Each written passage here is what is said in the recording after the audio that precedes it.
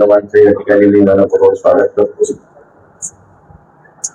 आपण बाराला म्हणजे बाराला आलात, मला यायला थोडा उशीर झाला, त्याबद्दल सगळ्यांची माफी मागतो. शेवटी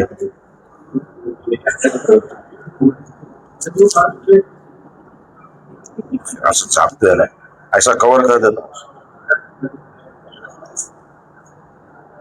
येणाऱ्या 30 तारखेला या राज्याचे माजी मुख्यमंत्री तथा विद्यमान उपमुख्यमंत्री माननीय आमदार श्री एकनाथराव शिंदे साहेबांचा जुलै महिन्यामध्ये 7 जुलैला होऊ घातलेला मेळावा ते आजारी पडल्या कारणाने आपल्याला तो थोडा पोस्टपोन करावा लागला आणि आता तो मेळावा येणाऱ्या 30 तारखेला स्टेडियम मैदानावर होणार आहे. त्या अनुषंगानं आपल्याशी संवाद साधण्याच्या अनुषंगाने या ठिकाणी आपल्या सर्वांना निमंत्रित केलेलं आहे. शेतकरी शिवसैनिक संवाद मेळावा, शेतकरी शिवसैनिक संवाद मेळाव्याचं आयोजन या ठिकाणी करण्यात आलेलं आहे. या मेळाव्याच्या माध्यमातून या राज्याचे उपमुख्यमंत्री, लोकप्रिय नेते आदरणीय शिंदे साहेब सर्व कार्यकर्त्यांशी, शेतकऱ्यांशी संवाद साधणार आहेत. काही लोकांकडून इथल्या काही अडचणी जाणून घेणार आहेत आणि कार्यकर्त्याला बळ देण्याचं, शेतकऱ्यांच्या समस्या जाणून घेऊन त्या सोडवण्याचं काम शिंदे साहेब या मेळाव्याच्या माध्यमातून करणार आहेत. त्या अनुषंगानं त्यांचा दौरा या ठिकाणी महत्वाचा वाटतो. महाराष्ट्रामध्ये जी सध्याची परिस्थिती आहे आणि ही परिस्थिती लक्षात घेता शिंदे साहेबांची लोकप्रियता दिवसेंदिवस वाढत चाललेली आपण बघतो. सध्या शिवसेनेमध्ये मोठ्या प्रमाणात इन्कमिंग चालू आहे. दुसऱ्या कुठल्याही पक्षात इन्कमिंग नाही. कारण धडाडीचा नेता, गोरगरिबांसाठी धावून जाणारा, मी आताच मंत्रालयात एका दिवशी बसलेलो होतो 2 दिवसापूर्वी आणि सिंदखेड राजा इथल्या जिजाऊ साहेबांच्या स्मारकाच्या निधीच्या संदर्भानं त्यावेळेस शिष्टमंडळ आलं होतं आणि नियोजन विभागाकडून त्या पैशाचं नियोजन 24 मध्ये करण्यात आलेलं आहे. तर त्याला जेवढे पैसे द्यायला पाहिजे होते तेवढे आतापर्यंत पोहोचले नव्हते. नियोजन अधिकाऱ्याला त्या ठिकाणी सेक्रेटरीला बोलवून त्यांनी पैसे येतील तेव्हा येतील तात्पुरते आपल्या युडी मधून 50 कोटी रुपये त्यांनी त्या ठिकाणी पर्यटन विभागाला देऊन ते काम सुरू करायला लावलं. हे मी नाही बोललो, रोहित पवार हे म्हणले की एवढा धाडसी निर्णय घेणारा नेता मी पाहिला नाही. म्हणजे एवढं असं उत्तम व्यक्तिमत्व जे की समाजाच्या हिताचं काम असं स्वतःला झोपून देऊन काम करणारा माणूस म्हणून माननीय एकनाथराव शिंदे साहेबांची ओळख राज्यामध्ये निश्चितच त्यांनी तयार केली आहे आणि अडीअडचणी सापडलेल्या कुठल्याही चांगल्या वाईट प्रसंगाला धावून जाणारा नेता एकनाथ शिंदे आणि म्हणून असा नेता आज आपल्याला लाभलाय. निश्चित या परभणी शहराच्या सर्वांगीण विकासासाठी, या जिल्ह्याच्या विविध विकासात्मक कामासाठी त्याची आपल्याला गरज आहे. आपल्या शहरातल्या अंडरग्राउंड रेल्वेचा विषय असेल, वॉटर सप्लायचा, समांतर पाणी पुरवठा योजना असेल, आणखी ग्रामीण भागातल्या काही बऱ्याचशा समस्या आहेत. आम्ही बऱ्याचशा समस्या त्यांच्या समोर ठेवलेल्या आहेत. काही समस्या आम्हाला त्यांच्या समोर ठेवायच्या. आपलं जे मागच्या वेळेस परभणी मधलं कृषी विद्यापीठामध्ये होऊ घातलेलं बहुउद्देशीय क्रीडा संकुलाचा विषय असेल, आमची विस्तारित MIDC जी आम्हाला तिकडे बाबळगावात जाऊन उजळा मेरण यायची होती, तिथल्या शेतकरी विरोध केल्यामुळे ती थांबलेली आहे. तिच्यावर काय मार्ग निघते, कारण ही MIDC तर आपली निवासी आहे, तिला काही म्हणून उद्योग, त्यामुळे चांगली MIDC या जरी निर्माण झाली, ते चांगले उद्योग आले तर आमच्या शहरातल्या व्यापाऱ्याला, उद्योगाला चालना मिळेल आणि एक चांगलं काम करण्याची संधी परभणीकरांना मिळेल. या उद्देशाने आम्ही सगळ्या गोष्टीशी साधक बाधक चर्चा करून त्यांना या ठिकाणी निमंत्रित केले. त्यामुळे त्यांच्या ह्या दौऱ्याच्या पार्श्वभूमीवर सर्व शेतकरी बांधव, कार्यकर्ते, पदाधिकारी, शिवसैनिक या सगळ्यांमध्ये उत्सुकता आहे की शिंदे साहेबांचा मेळावा हा अभूतपूर्व असा मेळावा व्हावा आणि गावोगाव आमचे कार्यकर्ते, पदाधिकारी जाऊन लोकांना विश्वासात घेऊन त्यांचे जनजागृती करण्याचं काम करत आहेत आणि आम्हाला विश्वास आहे की परभणीमध्ये शिवसेनेचा मेळावा हा अभूतपूर्व असा मेळावा होईल यामध्ये कुठेही माझ्या मनात शंका नाहीये आणि म्हणून आपण सर्वांना या ठिकाणी या निमित्तानं आम्ही निमंत्रित केलं होतं. बाकी ह्याच्यापेक्षा वेगळं काय असेल तर आपण बोलू शकता. आपण आल्याबद्दल सगळ्यांचे मनपूर्वक आभार. मेळाव्याची वेळ आहे आणि 11ची 12-1च्या दरम्यान खेड्यातून इकडून यायला जायला 1-1.5 तास लागते. पण हे 11 वाजता म्हणलं तरी 1 वाजता प्रत्यक्षात ते मेळावा सुरू होईल. आम्ही 11च्या टाइम प्रमाणे सगळ्याला आम्ही जाहीर करतोय. तुम्ही 11च्या टाइम मध्ये आम्हाला हे करा, कारण 11 माणूस तर दिवसा म्हणून तरी घटतात, दिवस तरी घटतात, म्हणजे ते बरोबर त्या मेळाव्याच्या टाइम मध्ये आम्ही त्यांना तिथं कॅश करू शकतो. त्यामुळे 11चा टाइम दिलेला आहे. रविवारचा दिवस आहे. तुम्ही बी मोकळे आहेत, आम्ही बी मोकळे आहेत, मेळाव्याला येणारे सगळे मोकळे आहेत. त्यामुळे निश्चित आपण सुद्धा काही विकासात्मक आपल्या शहराच्या दृष्टिकोनातून किंवा जिल्ह्याच्या दृष्टिकोनातून आपण सुद्धा त्यांच्याशी थोडा संवाद साधावा आणि काही त्यांना तुम्ही त्या ठिकाणी मागण्याचं साकडं घालावं असं मला वाटतं. आम्ही तर म्हणणारच आहे, पण सगळ्याकडून जर रेटा झाला तर मला वाटते की जरा त्याला वेगळं महत्व प्राप्त होईल. कारण हा माझा प्रेस कॉन्फरन्स हे ठेवतो तिथंच ठेवू ना, तिथे एक मागं एक हे बनवू आपण, ग्रीन रूम करून घेऊ त्याच्यामध्ये तिथंच बनवू आपण. तर एक ही परभणी शहर हे माझं शहर आहे, हे जिल्हा माझा आहे, मी परभणी जिल्ह्याचा आहे, परभणी जिल्हा माझा आहे, ही भावना उगाशी बाळगून आपण सगळेजण मिळून आपल्या पत्रात काय पाडून घेता येईल ते आपण त्या ठिकाणी प्रयत्न करू. आपण शिंदे साहेबांना बोलवलंय, आता त्यांच्यासोबत कोण कोण येतील ते ठरवतील. आपण कशाला काय करायचं नाही. आता आम्ही त्यांनी आपल्याला टाइम दिलाय, आता आम्ही व्यापाऱ्याशी संवाद साधणार आहे, एक व्यापाऱ्याची बैठक घेऊ. पण तिचा टायमिंग कसं सेटअप करायचं ते आमच्या ते वेळापत्रक व्हायचं राहिले. ते येणार आहेत 1ला, त्या अनुषंगाने रविवार असल्यामुळे आपल्याला व्यापाऱ्याची बैठक घेता येईल. कारण व्यापाऱ्याच्याही काही समस्या आहेत त्याही होतील, शेतकऱ्याच्या, शिवसैनिकांच्या, इतर सगळ्यांच्याच. काय काय होईल प्रोग्राम आणखी यायचा फायनल व्हायचा काय नाही, पण 30 तारीख ठरलेली आहे. दुपारी 1 वाजता ते येणार आहेत. त्या अनुषंगाने मेळावा होईल. मेळाव्यानंतर व्यापाऱ्याची बैठक घ्यायची असेल तर वेगळी घेता येईल, प्रेस कॉन्फरन्स करता येईल.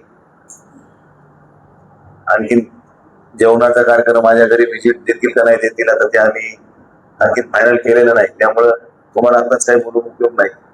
आता ते त्यावेळेस काय काय होईल त्याचा आत्ताच सांगू. आता मी एकट्याचा प्रवेश झाला, आता माझ्या सोबतच्या सगळ्याचा होईल ना. आता हे आमचे पंचायत समिती पूर्णचे उपसभापती आहेत काशीनाथराव काळबांडे, ते दोन्ही जिल्हा परिषद गटनेता आहे, एक मेंबर आहे, हे सगळे आता योग घालतेत ना, सगळे येणार असेल.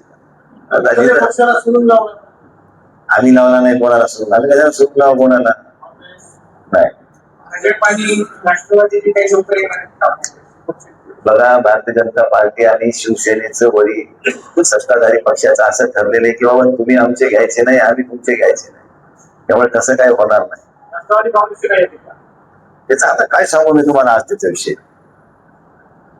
त्या दिवशी आपल्याला तिथे कळलं ना कोणी आहे, कोण चाललंय, काय कोणी येते का नाही येते.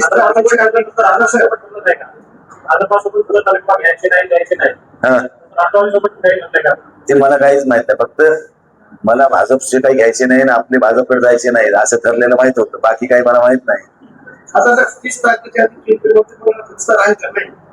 आता ते का मला माहिती आहे का, ते मोदी साहेबांना विचारलं, मला विचारून काय फायदा आहे.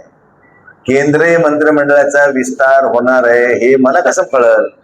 ते भारतीय जनता पार्टी ठरविल ना, भारतीय जनता पार्टीचे नेते ठरवतील, मला काय त्याचा अधिकार बोलायचा. केंद्रानं विस्तार ठरवला आणि माझ्या पक्षानं जर माझं नाव सुचवलं तर मला तिथे संधी मिळेल, नाही मिळाली तर नाही सुचवलं तर ज्याला सुचवलं त्याचं मिळेल. त्याच्यामुळे त्याची चिंता काय करायची आपल्याला. संधी मिळायची चान्सेस तर 100% आहेत, मला असं मला वाटतंय. आमच्या जेवढे तेवढे सगळ्यालाच वाटते, आमच्या ओमराजेलाही वाटते, आमचे जुने बारणे अप्पा त्यांनाही वाटते. त्यामुळे वाटणं हे काही साहजिक आहे कोणाला, त्याचे काय नवल आहे का. पण द्यायचे कोणाला हे नेता ठरवीत असतात, ते नेता ज्याचं नाव सुचवत त्याला मिळेल.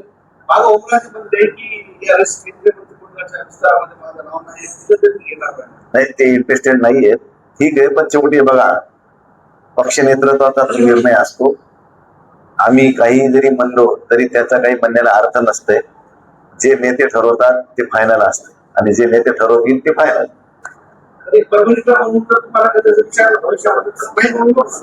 मी नाही कशाला म्हणेन,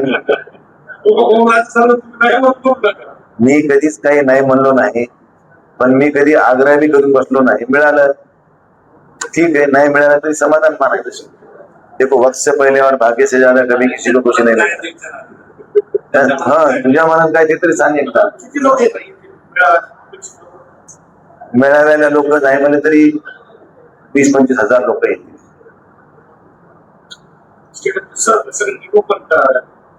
नाही, गेट ओपन करू, आपले वॉटरप्रूफ मंडप तिथं लावतोय, चांगल्या प्रकारचा कार्यक्रम होईल अपेक्षित असा, त्यामुळे त्याचं कारण नाही.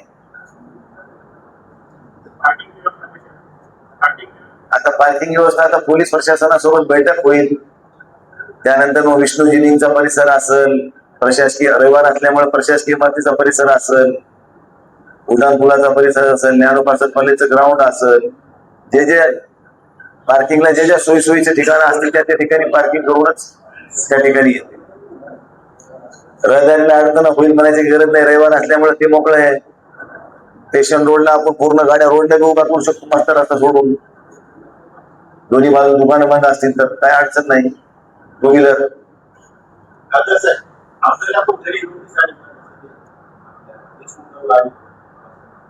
आता ते पार्टी बघायला नाही, वकील पार्टीने जे काही लावलेले लॉयर लावलेले आहेत तिथं कोर्टाचं मॅटर बघायला, ते बघतील आपलं काम. अरे ते देणार ना, दिले असेल ना, माझ्याकडे आले असेल ना, काय मोठी गोष्ट. नोटीस आता त्याला आली म्हणल्यावर मला आलीच असणार ना, मला आली म्हणल्यावर. जेव्हा आम्ही हे निर्णय घेतलाय त्या अर्थी ह्या सगळ्या गोष्टीला फेस करायचं हे आम्ही ठरवूनच गेले ना, त्यामुळे काय वेगळं काय आहे का त्याच्यात.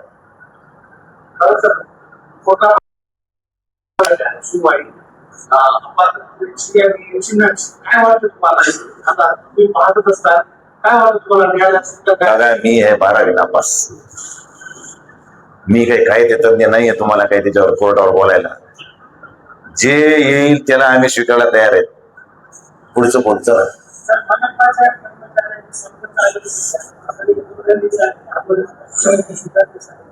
मनपाच्या जीएसटीचा विषय आहे, वाढीव जीएसटीचा. त्या संदर्भानं या राज्याचे माननीय मुख्यमंत्री देवेंद्र फडणवीस साहेबांनी मागच्याच आठवड्यामध्ये एक बैठक घेऊन त्याला उद्याच्या कॅबिनेटमध्ये विषय ठेवण्याचे आदेश दिले. उद्या मंगळवारी जी कॅबिनेट होईल त्या कॅबिनेटमध्ये वाढीव जीएसटीचा विषय मार्गी लागल आणि नगरपालिका प्रशासन महापालिका प्रशासनात मधल्या एकच महापालिका नाही आपली, अशा जवळजवळ 6-7 महापालिका आहेत, त्या सगळ्यांचा विषय आहे आणि तो निश्चित त्या दिवशी मार्गी लागेल. तेच विषय चाललाय ना, त्याच विषयावरून मुख्यमंत्र्यांनी तो आदेश दिले, त्याच्या संदर्भानं उद्याच्या कॅबिनेटमध्ये तो प्रस्ताव येईल. तुमचं काही समाधान होत नाही माळायचं चव्हाणचं नजीरचं त्याला चालूच असतंय. अरे आता त्या बाकड्याने काय हे यायचा फोटो टाकला. आता मी होतो मुंबईत आणि माझा काल संभाजीनगरला कार्यक्रम होता त्या प्राईड नॅशनचा हयातला. मला यायचं होतं, राज्यपाल आम्ही सगळेजणच होतो. तर मी येताना ती मित्राची गाडी होती, श्याम गंभीरे नावाचा माझा मित्र आहे, त्याची गाडी आहे. ती गाडी आजची नाही, 2 महिन्यापूर्वी घेतलेली गाडी. मी आज काल येताना घेऊन आलोय, तर लगेच मी आणली. आता उद्या मी एखादी दुसरी गाडी आणली, म्हणजे तुम्ही म्हणाल का ही गाडी आणली म्हणून. त्या दिवशी ती गाडी कोणाची आहे, कोणाच्या नावानं आहे, काय आहे ती तिथे बघता का नाही का माझ्याच नावानं. काय इथं काय झालंय, आम्ही काय केलं की कोणाला खपत नाही, काही केलं की त्याने केलं सुरूच. आता दुसऱ्याने 10 घेतले त्याला कोणी विचारले नाही, पण आमचं ते देखवत ना काही लोकांना, त्याला मी काय करू. आता माझे काही चूक आहे. हो, त्या दिवशी विमानानं घेतलं म्हणलं का मला, ते विमानानं गेलो आम्ही, तिथे प्रायव्हेट जेट ना आलो. हो, प्रायव्हेट जेट नाही, गरीब की बीवी सबकी भावी. आमचं असं झालंय की काही लोकांना देखवाना झालं त्याचा नाही इलाज आहे, पण आम्ही बी ठीक आहे चलत राहणार.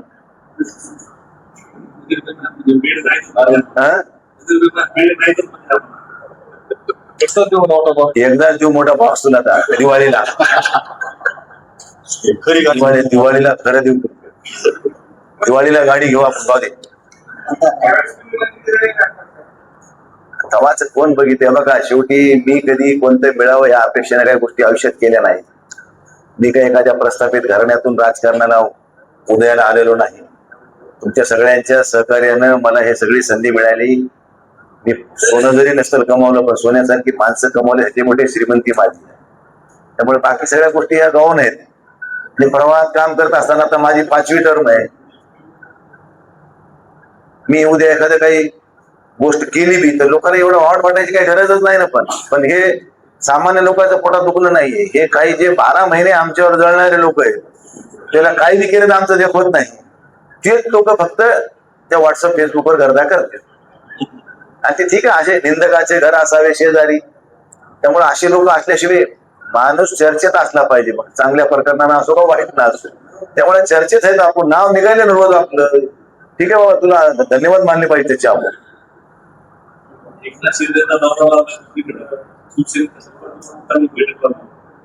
ठीक आहे, त्याचा पक्षाचा विषय, आपल्या आपल्या पक्षाचा विषय, ज्याला त्याला काय परिणाम करीत असतात त्याच्याबद्दल काय आपल्या मनात काय असंच कारण नाही. पण मेळावाच होईल. तुम्हाला माहिती, मी जेव्हा एखादी गोष्ट पुढाकार घेऊन करतो त्यावेळेस मी कुठलंही कॉम्प्रोमाइज करीत नाही. त्यांना मेळावे घ्यायचे होते तेव्हा तर त्यांनी मग घ्यायचे ना स्टेडियम मध्ये मैदान, कशाला घेतलं अक्षदामध्ये मेळावे. हा, त्या नेत्याला म्हणावं लागलं, अरे मोठ्या कुठेतरी स्टेडियम मध्ये बैठक मेळावा घ्या एखादा. म्हणून तुमच्यात एवढी धमक होती तर घ्यायचं नाही एखादा स्टेडियम भरवायचं तिच्या आयला. आम्ही घेतले का नाही स्टेडियम मध्ये, मग तुम्ही काय घेतलं. मग उत्तर देऊ त्या दिवशी. सगळ्या गोष्टीची चिंता करू नका. चला बाकी संपलं समजू.